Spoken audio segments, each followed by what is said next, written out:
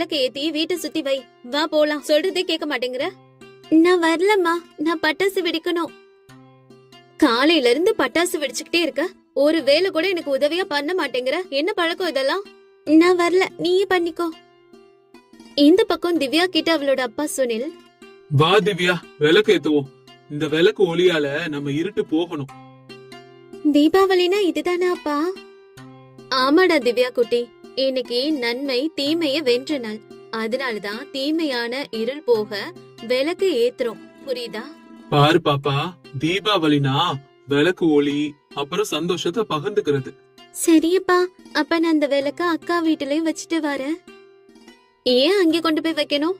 அவங்க வீட்டுல எல்லாமே மின்சார விளக்கு தாமா இருக்கு, இந்த மாதிரி விளக்கு எதுவுமே இல்ல. அப்படி சொன்ன திவ்யா ஒரு சின்ன விளக்கு எடுத்து கொண்டு போய் அஞ்சனா வீட்டு வாசல்ல வைக்கிறா. பாரு அஞ்சனா, திவ்யா உன்னை விட எவ்வளவு சின்னவளா இருந்தாலும் நம்ம வீட்டு வாசல்ல விளக்கு வச்சிருக்கா. அவளை பார்த்து இதெல்லாம் நீ கத்துக்கோ. அம்மா, அவங்க கிட்ட பணம் இல்லாதனாலதான் விளக்கு வைக்கிறாங்க. இப்படி திமிரா பேசுறதெல்லாம் ரொம்ப தப்பு. சாமி வந்து கும்பிடு, வா. நான் வரல.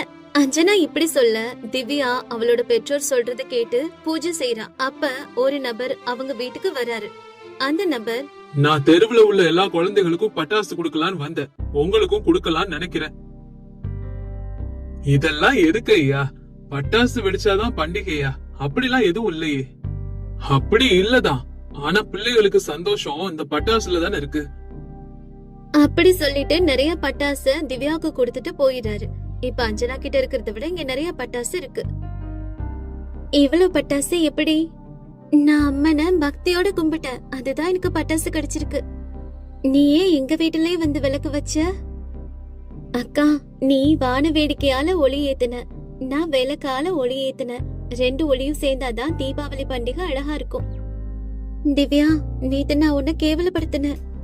பரவாயில்லக்கா, இதோ இந்த பட்டாசையும் எடுத்துக்க, நம்ம ரெண்டு பேரும் சேர்ந்து வெடிப்போம். அப்போ அங்க அஞ்சனாவோட அம்மா வர்றா. என்ன நடக்குது அஞ்சனா? அம்மா, நான் பெரிய தப்பு பண்ணிட்டேன். திவ்யா கிட்ட வந்து பணம் பட்டாசு பத்தி தப்பா பேசினேன். ஆனா இப்பதான் புரிஞ்சுது, தீபாவளினா சத்தம் மட்டும் இல்ல, அன்பு ஒளிதான். சரி, இப்பவாது புரிஞ்சுதுல்ல? திவ்யா, இனி நம்ம சேர்ந்து பட்டாசு வெடிப்போம். நிஜமாவாக்கா? ஆமா, முதல்ல உங்க அப்பா வாங்கிட்டு வந்த பட்டாசுல இருந்து ஆரம்பிக்கலாம். அப்படி சொன்ன ரெண்டு பேரும் அந்த சின்ன பட்டாசு பெட்டியை முதல்ல திறந்து வான வேடிக்கையை வெடிக்கிறாங்க. தீபாவளியோட சந்தோஷம் பட்டாசுல மட்டும் இல்ல, அன்போட ஏற்றப்பட்ட சிறிய விளக்குலையும் இருக்குங்கிறத எல்லாரும் புரிஞ்சுக்கிறாங்க. அதுக்கப்புறம் ரெண்டு குடும்பமும் ஆனந்தமா தீபாவளியை கொண்டாடினாங்க.